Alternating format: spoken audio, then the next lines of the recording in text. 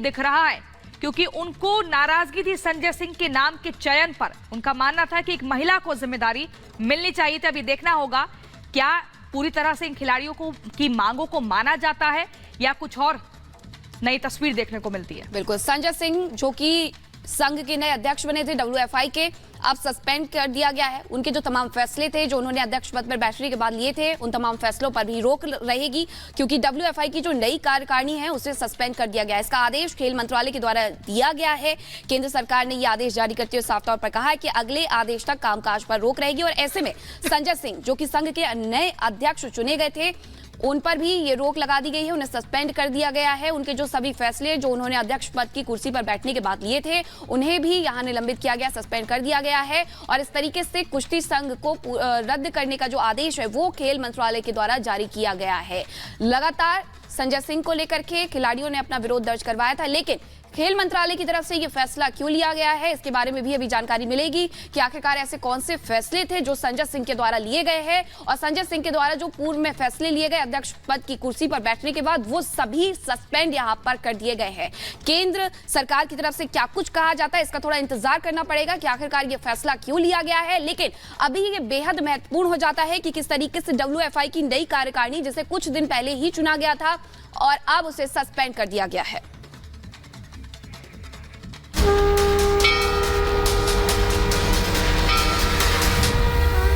धर्म, संस्कार और संस्कृति की नगरी अयोध्या, जो कि पूर्ण रूप से विकसित हो रही है, निर्माण किया जा रहा है त्रेता युग वाली अयोध्या का। देश के यशस्वी प्रधानमंत्री के नेतृत्व में, उत्तर प्रदेश के यशस्वी मुख्यमंत्री योगी आदित्यनाथ जी के नेतृत्व में आज नव्य भव्य दिव्य राम जन्मभूमि मंदिर निर्माण कार्य संभव हो पा रहा है। प्रभु श्री राम की इस पावन धरती अयोध्या से, इस अयोध्या उत्सव में आपका बहुत बहुत स्वागत है। इस अयोध्या उत्सव में हमारे साथ सनातन संस्कृति के एक ऐसे स्तंभ जुड़ रहे हैं जिनके न सिर्फ नाम में राम है, बल्कि उनके अस्तित्व में राम बसे हैं। वो कई भाषाओं के ज्ञाता हैं, वो कई ग्रंथों के रचनाकार हैं, लेकिन उनकी सबसे बड़ी पहचान प्रभु श्री राम से अनुराग है। और इसी अनुराग को वो अपनी कथा के जरिए घर घर तक पहुंचाते हैं। हमारे साथ जुड़ रहे हैं जगत गुरु राम भद्राचार्य जी। जगत गुरु जी, भगवान श्री राम की इस पावन स्थली से सबसे पहले आपको बहुत बहुत नमस्कार। अनेक अनेक आशीर्वाद। आपको मेरा स्वर पहुंच रहा है?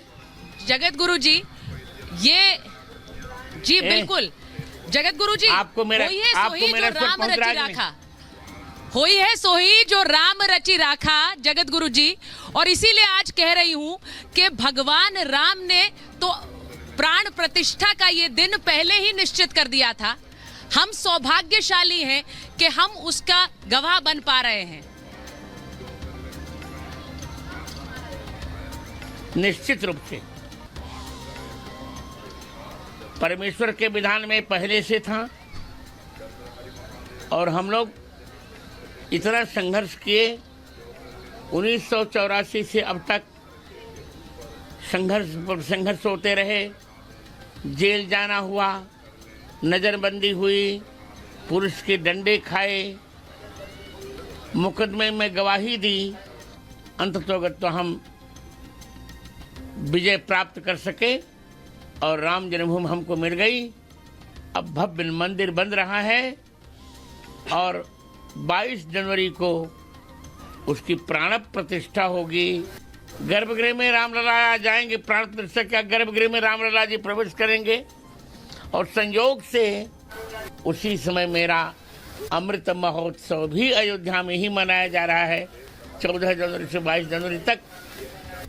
मुझे लगता है कि मेरा अमृत महोत्सव भी रामलला जी ही मना रहे हैं। सुचित्रा जी,